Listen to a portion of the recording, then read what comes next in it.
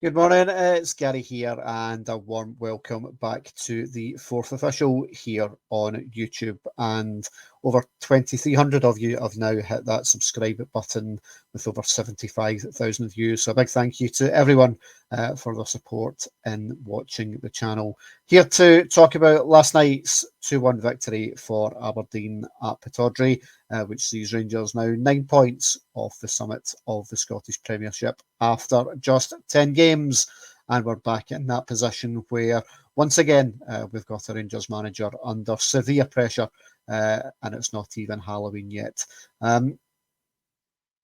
We previewed the game here on the fourth official alongside Glenn from the Red Tinted Glasses podcast. And from an Aberdeen perspective, they got exactly everything they were expecting out of the game last night. A Rangers side far from firing on all cylinders, went up there with no real form in terms of our away performances this season, just the one victory, just the one goal. And I think everyone before the match was slightly nervous in terms of what type of Rangers team was going to show up. And what we got was the same Rangers team that's played pretty much all season away from Ibrox. It was timid, it was slow, it wasn't creating opportunities, it wasn't stable at the back.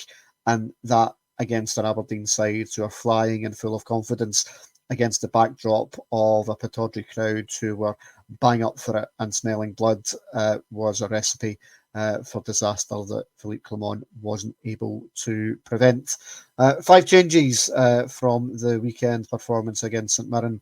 I think we all expected Robin Proper to drop out after his horror show. He was replaced with a returning John Souttar. James Tavernier coming back in right full back with Naranjo Cashanviro moving over to left back with Yefti dropping out of the starting 11 quite surprisingly. Václav Černý wasn't even in the squad with what was said to be a small knock. He was replaced by Ross McCausland. Cyril Dessers back up top, replacing Hamza Igaman, and Tom Lawrence was back in the number 10 role with Mohamed Diamand dropping to the substitutes bench. But all the way through that first half, it was an Aberdeen side that were full of energy, full of verve, creating opportunities and making the Rangers defence look incredibly shaky, particularly in behind the full-backs, Naranjo Cashanviro, who I think has done well at times, but you could see that he wasn't natural in his left-back position. He was being troubled throughout the piece by the Aberdeen full-backs. Duke on the other side, giving James Tavernier quite a lot of trouble. And Liam Balogun, who I think we can all say has probably been Rangers' kind of strongest centre back over the last kind of couple of games, was given an awful bit of trouble from the likes of Esther Sockler in there. So every time Aberdeen came forward, they looked incredibly threatening. And had it not been for some missed opportunities, some good kind of last ditch defending, and a shot that hit off a post from Graham Shinney, it could have been a lot worse than the 1-0 scoreline that Rangers went into the break with the deficit of. Jimmy McGrath obviously missing a penalty right on the stroke of half time would have made it a very, very different story. Penalty awarded by VAR after what appeared to be a handball, potentially by Tom Lawrence, but by John Souttar, who went for a header, missed it, arms by his side with the ball canning off it. And after a lengthy check, the Don Robertson requested John Beaton go and take a look at it, and John Beaton awarded the penalty. McGrath stepped up, fluffed his lines, and a fairly timid effort was saved by Jack Butland. By this point, though, of course, Aberdeen were already in front, and it was a goal from New Scotland cap Nicky Devlin, and it's one that Rangers once again will look back on and say they could have done much better with from a defensive point of view. Nico Rashkin was very easily beaten at the wing. Cross came over, header flick from Esther Sockler meant it fell to Nicky Devlin, who was alive and alert ahead of Naranjo Cashanviro at the back post. He slammed it into the back of the net. Rangers really struggled to create anything of note in that first half period, but they did have the ball in the net just on the stroke of half time, with Ross McCausland tapping in at the back post, but it was ruled out after a very, very close call from VAR, offside given against Cyril Dessers' shoulder. just ahead of the last defender, but it was incredibly tight, and very much in fitting of what was a first half performance to forget.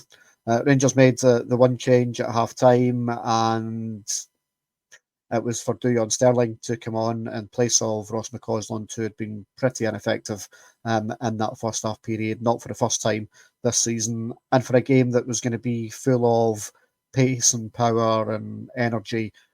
Ross McCausland was too easily bundled off the ball. He didn't have the physical attributes to be able to stand up to that type of Aberdeen press, and it was no surprise that he didn't come out for the second half. But there could have been several more that didn't make it. Cyril Dessers, once again, having one of those Cyril Dessers games where nothing was sticking up front. He wasn't able to hold the ball up. He wasn't able to make good runs, so that on the odd occasion where a ball was coming in from the flanks, from the likes of Tavernier or Nadim Bayrami, then he was in a position where he could threaten creating an opportunity. And just it was all too easy for the Aberdeen backline to deal with Rangers' attacks, particularly first half. But Rangers did up the tempo a little bit in the second half, and they were able to get themselves back into the game, although it was a moment of individual brilliance from Nadim Bayrami as opposed to a well-worked team goal.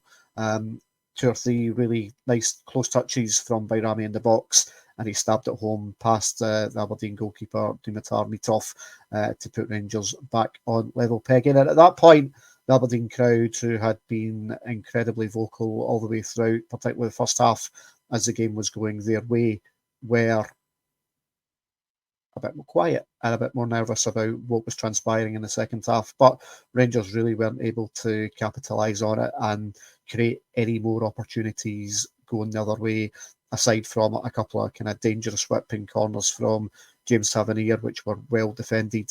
A couple of headers, Leon Balogun in particular, and Dujon Sterling could have done better with headed opportunities from set pieces, but really nothing of no saves for Mitov to make.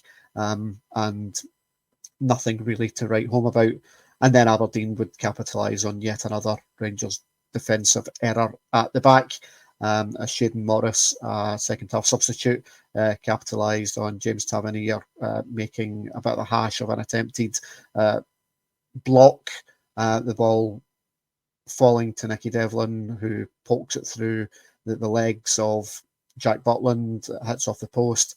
Shaden Morris is there to react first, slams it home, and it's 2-1. And it really, at that point, there's no real opportunity for Rangers to come back in the game. Aberdeen managing it quite nicely, despite changes bringing on the likes of Hamza Gaman and Yanis Hadji, but neither were really able to really affect the play too much going forward.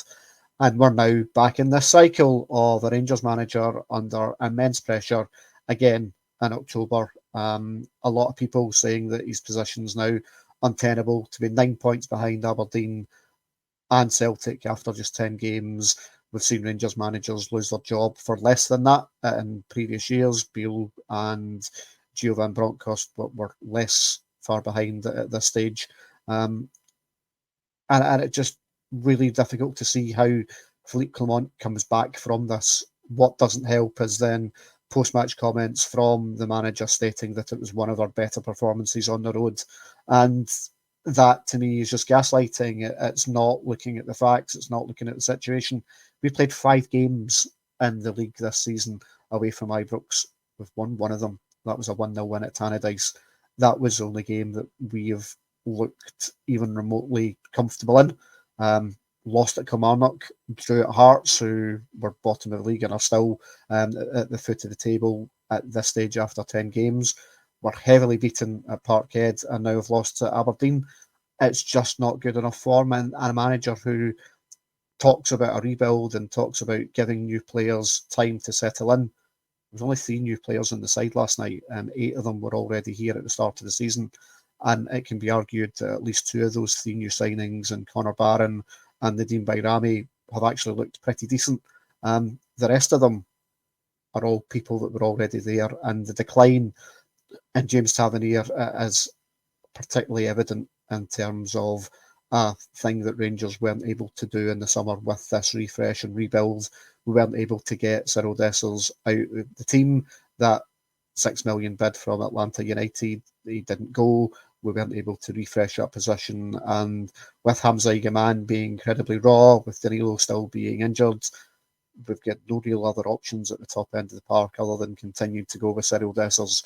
That's now 7 games without a goal for the big striker, who looks completely shorn of confidence. He looks completely shorn of any sort of forum. He's continuing to argue and fight with referees and defenders rather than playing his own game, and it's just not going to be conducive to getting performances and getting the right sort of results from a team which looks incredibly down on its luck at the moment. And the manager to come out after the game and say that this is a Rangers side that after another transfer window will look better and stronger. A couple of weeks ago he was saying wait till October, November till we see the real Rangers. We're here now and we've seen yet another turgid performance. And I think aside from the 6-0 win over Ross County and a couple of glimmers in Europe against Malmo and FCSB, which are teams in all reality that Rangers should be beating, and they have done, this has been an incredibly poor season in terms of any game which has looked like a big challenge, whether it be Dynamo Kiev in the Champions League, away games at the likes of Kilmarnock and Aberdeen and Hearts and Celtic. We've failed at every single point. But the team rolls on. We go to Hampden on Sunday for a Premier Sports Cup semi-final against Motherwell on Sunday. And it's another opportunity to get to a final. And Cyril Dessers stating in his post-match comments last night that that would be a great achievement to get to 3 cup finals in a row. Well, yes, Cyril, but we lost the last one to Celtic. And I don't think anyone watching Rangers at this moment will go, no matter who we play in that final, should we get past Motherwell, can be confident of beating either Aberdeen or Celtic in that final without some change. So big decisions to be made for John Gilligan and interim Rangers board without a structure above them.